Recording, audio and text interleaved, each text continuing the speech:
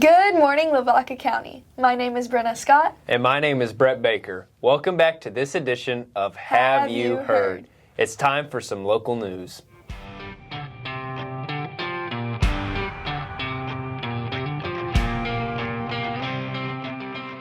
First off, we're going to hear from Adeline Pohl about the recent elections. Good morning, Lavaca County. My name is Adeline Pohl, reporting with the Hallettsville-Brema News Network. Elections remind us of the values that the United States was founded upon, the freedoms that were fought for. Our government exists to serve the people who put them there, and this November, the opportunity to maintain the balance of power via the voices of citizens amplified through elected officials and voted upon policies represents itself. This year marks the first time that many high school students have the opportunity to vote. However, polls show that only 23% of eligible voters under the age of 30 actually voted in the 2022 midterms.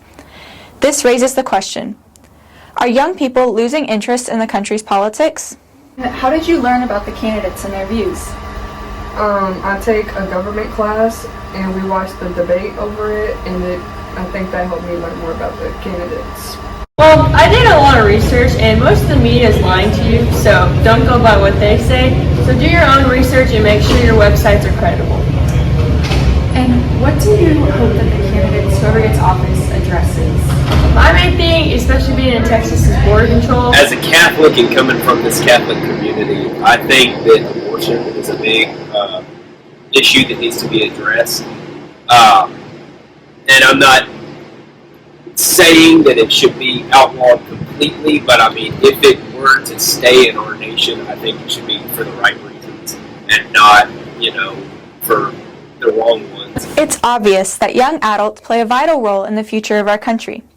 The opinions and voices of the youth are a strong asset to the continuation of democracy.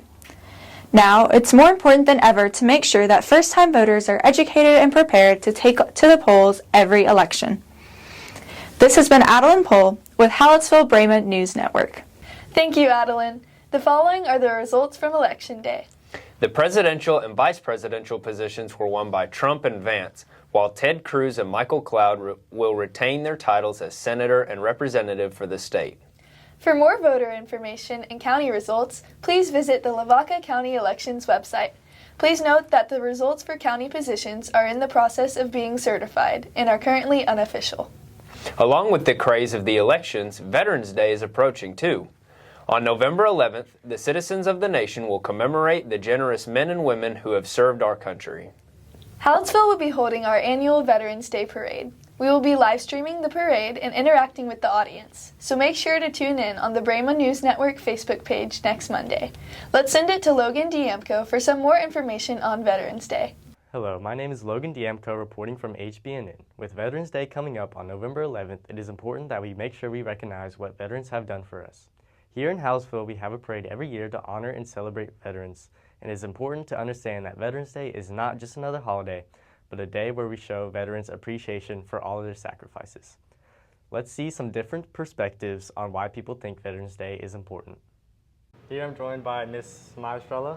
And with Veterans Day coming up on November 11th, I just have one question to ask you. And that is, as you are a citizen in America, and even as a history teacher maybe, why do you think it is important to recognize and celebrate Veterans Day? So Veterans Day is important not only because those people have risked their lives and lost their lives for us, but we got to recognize what we're not doing and how we can celebrate them. So I will never serve in the military. That's not something I'm interested in. So I got to recognize the people who are willing to do that and are willing to risk their lives for me. So we can't forget about them because they left their families, they left their homes, they left their jobs to go and risk their lives for us. So why should we not have one day for them? We should celebrate it every day, but that one day we should definitely put a lot of attention to them. And especially because my grandpa served, my dad served, so we have a lot of people who are close to us that we can celebrate. All right, well, thank you so much. I'm glad. I'm here with Mr. Diemko, who served in the military, and what branch did you serve in and for how long? I was in the U.S. Coast Guard for 26 and a half years. Okay, well, serving in the military with Veterans Day coming up, why do you think it's important that we recognize and celebrate Veterans Day? It's to show honor and respect to the veterans and the sacrifices that they made for us. All right, well, thank you so much. So if you know any veterans, make sure to thank them for all that they have done for us and our country. This has been Logan Diamco reporting from HBNN. Have a nice day. Thank you, Logan. Let's not get ahead of ourselves, though. Before Veterans Day, several of our HBNN crew members and one of our Brahma Lariat riders will be traveling out of state this weekend for the National Journalism Education Association Conference. That's right. Peyton Possock, Abby Ressler, Olivia Weiser, and myself will travel with Miss Opiella and Miss Stillians to Philadelphia. We will compete in journalism and broadcasting events, as well as attend countless workshops to improve our work for the year. We are even going to help Miss O host a workshop that covers broadcasting on a budget. It will be a very fun trip, filled with amazing memories. Out-of-state trips are always a great way to bond with your classmates and advance your teamwork skills. 2 weeks ago, myself and 10 other Hallettsville FFA chapter members attended the 97th National FFA Convention and Expo in Indianapolis for a week of personal growth, team building, and experiences that will last a lifetime. We were given the opportunity to socialize with members from all 50 states and 2 U.S. territories, compete in national FFA quiz contests, provide service through bagging and working checkouts at the FFA store, attend general sessions led by the National FFA officers, support Hallettsville graduate Jet Long in earning his American degree, and lots of non-FFA related sightseeing and special tours across the state of Indiana. That sounds like an amazing trip. It I bet was. It was a lot of fun.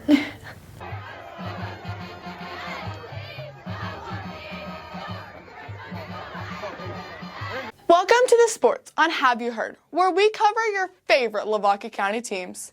I'm Christine Felsman, and we're going to start off with a recap of Lady Brahma sports.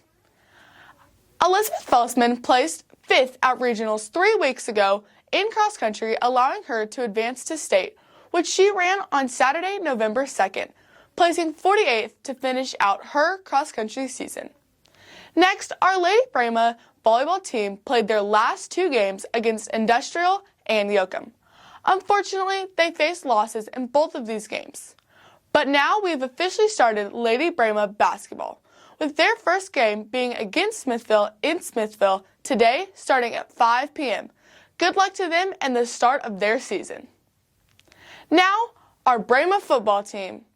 Our Brahmas have faced off against Hempstead on October 25th and beat them 55-3. Congrats to them. They've also played Columbus on November 1st and lost with a score of 42-12. Tonight they play Yoakum for their last district game here in Hallettsville at 7 p.m. Be there and be loud. Once again, I'm Christine Felsman, and this has been the Sports here on Have You Heard. Now back to Brenna and Brett. Thank you, Christine. Now let's hear it from Bella DeBoard to see if this cool fall weather will last.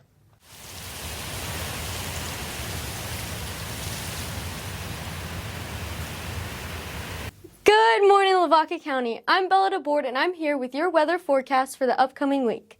This weekend, we will finally start feeling the fall weather. The highest temperature for the weekend will be in the low 80s, and the lowest temperature will be in the mid-50s. It will be pretty cloudy and rainy all weekend except for Sunday, where we will see a little sunshine. Monday is Veterans Day. I would like to wish a very happy Veterans Day to everyone and a thank you to all veterans with gratitude for your service to America today and always. Now, this upcoming week will be mostly cloudy, but sunshine is coming on Thursday and Friday. But make sure you keep your raincoat nearby because there is a chance of rain on Wednesday. The highest temperature for the week will be 81 degrees, and the lowest temperature will be 51 degrees. That's all for the weather report. Have a wonderful day, and let's send it back to Brett and Brenna. Thank you, Bella. Abby Ressler and Allie Derringer will now update us on ag.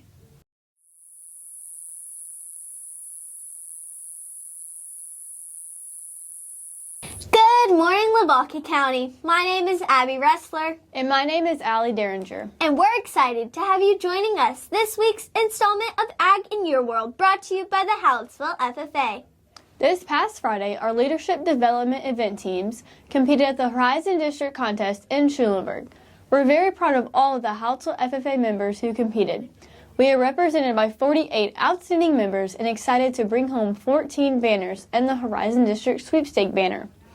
We also advanced 12 teams to the Area 11 LDE contest on November 23rd. The results were Ag Issues, Green Hand Chapter Conducting, Green Hand Creed, Green Hand Skills, job interview, public relations, senior chapter conducting, and senior skills were all first place and are advancing the area.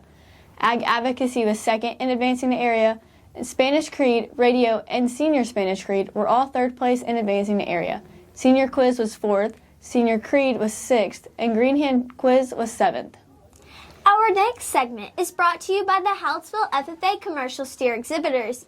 It's the Market Day Report. Feeder cattle trading was up over the last week, with the cash market about $2.49 per pound. Live cattle are up to $1.90 per pound this week, and the core market down to about $4 per bushel this week. Every week, we like to shine a light on our FFA members, and this week's FFA Spotlight is for Brett Baker. Brett is currently serving as the Hallettsville FFA reporter. He participates on the Skills LDE team and the Wildlife and Range CDE teams. He also raises a market swine project and a commercial heifer project for the Hallettsville Stock Show. And we'll close with the Ag News of the Week. The Texas Parks and Wildlife Department reports hunters should have ample opportunities to harvest quality bucks this fall thanks to excellent habitat conditions in the spring.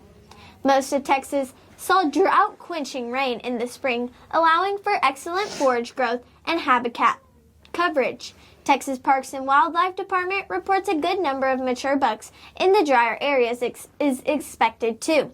So be ready to pull out your camo and enjoy a good hunting season. That brings us to the end of our time here with you today. Thanks for tuning in, and we look forward to having you back next week for the next installment of Ag in Your World, brought to you by the Hallettsville FFA. Now, back to Brenna and Brett. Before we close, we want to say a special thank you to our sponsors.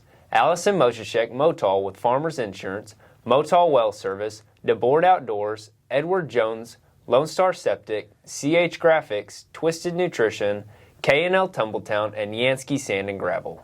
If you or your company are interested in sponsoring us, please contact our advisor, Christy Opiella, at 361-798-2242, extension 384. That is all we have for this week. We hope you enjoyed.